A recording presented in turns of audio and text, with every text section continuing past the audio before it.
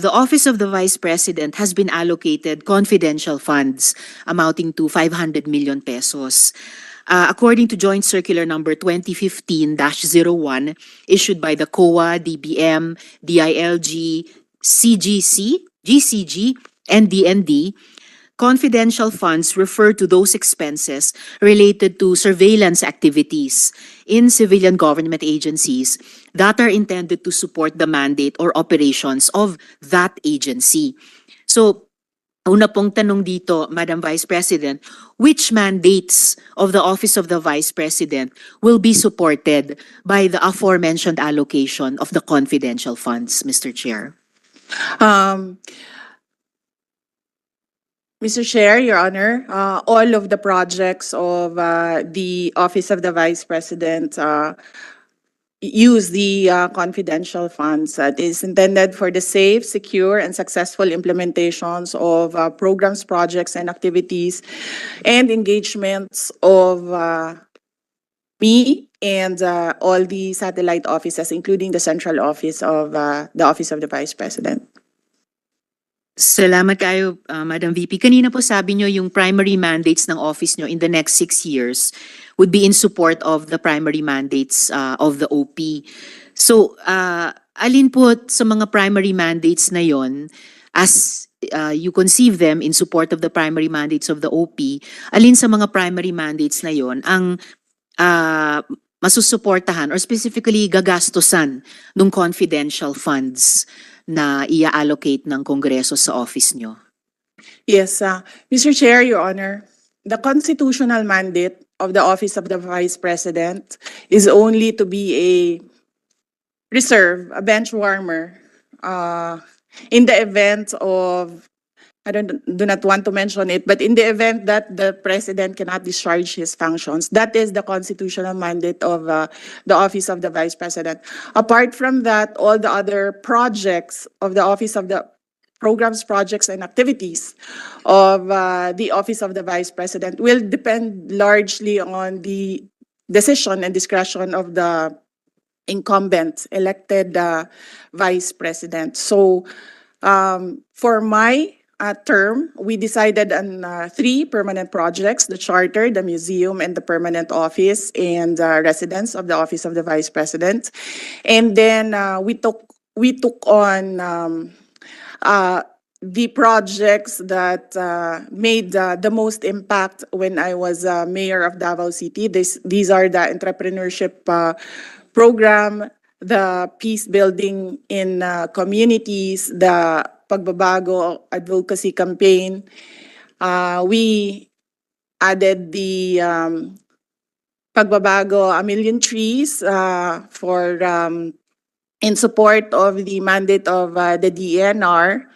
And then we have the Pansarap program in support of the Department of Health and the Department of Education. And then we created the Disaster Operations Center in support of NDRIMC and all those local governments who are asking for help from the Office of the Vice President when there are calamities or emergencies in their localities.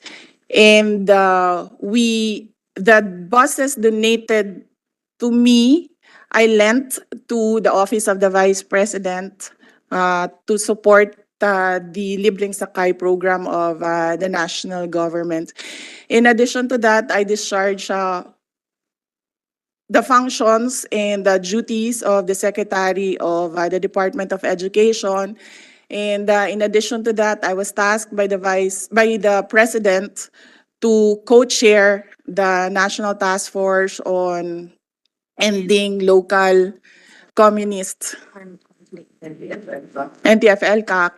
And in addition to that, I also took on the role of President of the Southeast Asian Education Ministers Organization, SIMEO. And all of these activities use confidential funds.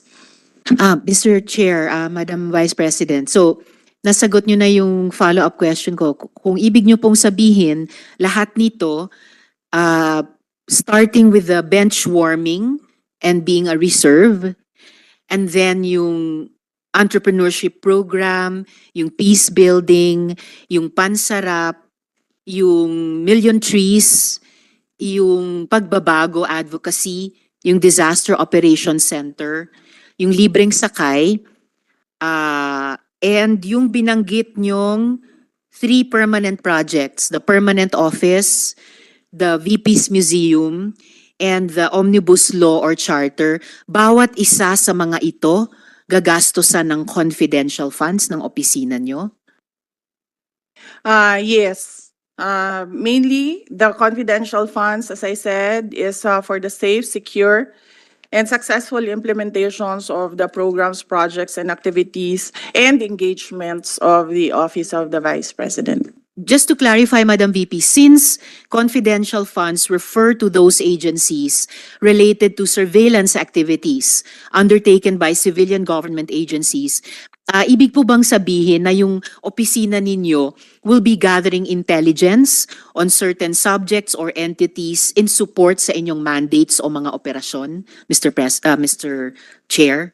Mr. Chair, Your Honor, that is correct. As an example, we did surveillance of complaints from constituents in Bulacan with regard to the selling of OVP assistance and the selling of tupad projects in Bulacan. And there was a surveillance operation that was run by the VP SPG for about a month, and we were able to apprehend the person, and we were able to successfully prosecute the case, and that person went to jail for ilang months? 6 months. Recent. For 6 months.